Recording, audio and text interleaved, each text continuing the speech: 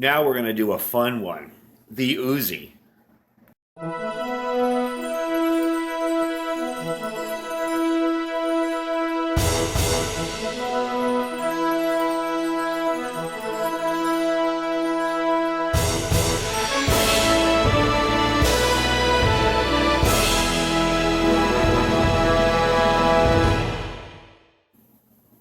There's not a lot of weapons out there that just have an iconic look to them. The Uzi is definitely one of them. I'm going to give you a quick little rundown of history on it, and then I'm going to show you how to tear one apart and work on it. This is a semi-auto version. They're going up in price these days a little bit more. The full auto versions are way up in price, but they require NFA paperwork and a lot more stuff to them. This does have a 16-inch barrel, as you can tell, and that's because it is a non-NFA firearm. It's a Title I firearm, so it's not a short barrel rifle. In the future, I'd like to file a Form 1 and get the tax stamp so I can do the proper 11-inch barrel. It looks like a shorter than 16-inch barrel because the barrel actually goes all the way into here. So you've got all this space inside here, almost similar to a bullpup, where the barrel fits in here. But given the added velocity it adds to it and the ease of breakdown if I want to take it and put it into a suitcase, the longer barrel really isn't an impediment to it being very portable. Uzi was developed basically by Uziel Gal. I hope I said that right. He's a captain in the Israeli military. He won an internal competition for design of a new submachine gun. The first prototypes appeared in 1950, and soon after that, they were batches issued to selected units in the field testing. Basically, this gun won over the field testing, and the original, I believe the original ones were issued with 25-round mags. This is a 32-round mag. It's just one I took out for the video to show you. I have some 25s, but they're buried in something else. I didn't feel like digging them out. The nice part about these is they're very reliable, and they're pretty darn accurate. I am amazed at, how accurate they are. And one of the nice things about having a longer gun in a pistol caliber carbine is if you're not a very good pistol shot, they're very easy to hit with. Now, I'll be honest, I've gone on a lot of trips, and wherever I go where this is legal, this will be broken down in a case that's made for it. That's very nondescript case, looks like a big laptop case or maybe a briefcase. And it goes with me with a couple of loaded magazines.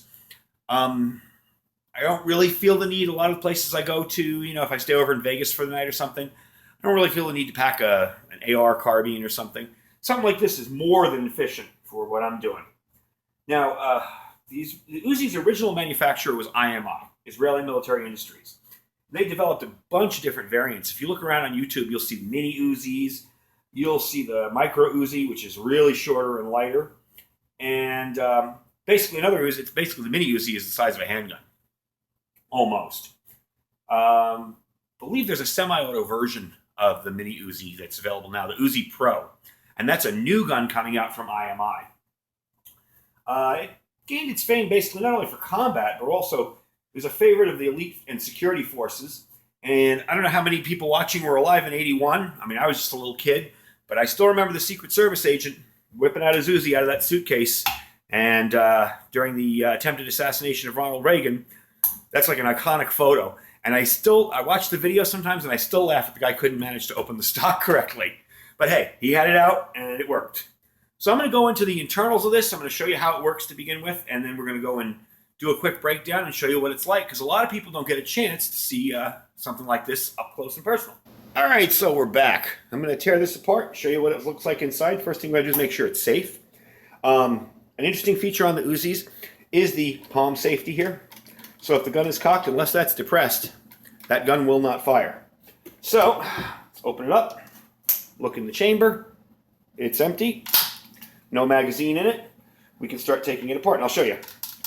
I'm pulling the trigger there, depress this, and it will fire.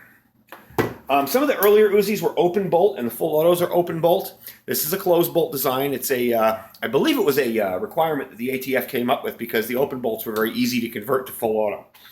Now the stock, even when I got this new, remains a mystery to some people. They just can't seem to do it. Basically, you'll kick that down, and out it comes. Let me get that in camera. And it gives you a nice little stock. Some people prefer the wooden stocks. I guess if I was using this as a competition gun, in a 3-gun contest or something, maybe I'd want a wooden stock. I kind of like the compactness of that. Some people complain that it rubs against them, whatever side you lean on. You can always wrap some paracord around it or melt some plastic over it or whatever so it doesn't rub into your cheek. I particularly like the stock myself. Now to close it, you squeeze in here. Let me get it over this way. Got a button here, push down, squeeze in. There we go. Squeeze up, push on this button on the side. Again, I'm sorry if I'm not in camera there.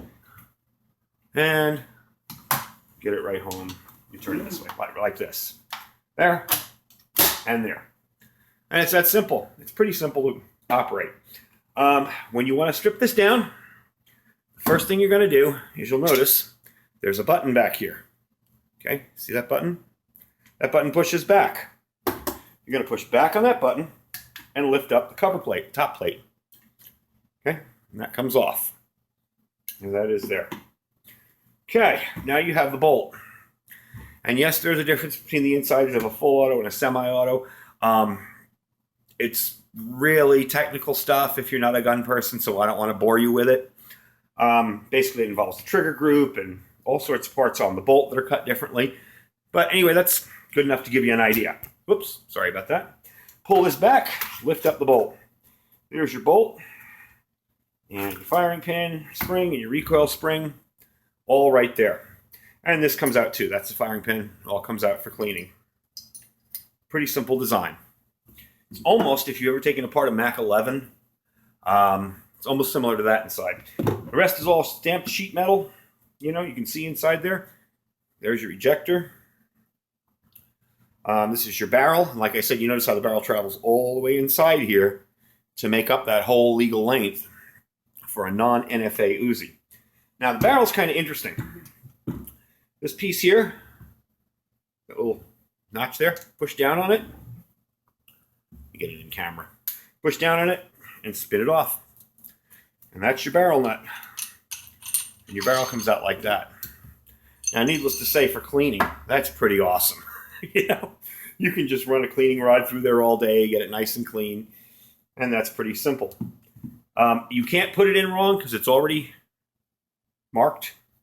So you have a little half moon here and a little crescent there. It all fits right in there. So it's kind of hard to get it in wrong. And this is your cover that ratchets down and holds it in place. As I said before, the magazines come in a bunch of different varieties. The most popular you're used to seeing in the movies is the one hanging out like that. They also make ones that are 25 and some that are flush fit. I forget the capacity on the flush fit ones. To release it, you've got your little button, you paddle here, and out it comes. Fire and safe are here. Let me get all this out of the way so I don't start dropping stuff. Your fire and safe are on the side. You will see some Uzis with the original Israeli markings on them. They tend to carry a little bit more value.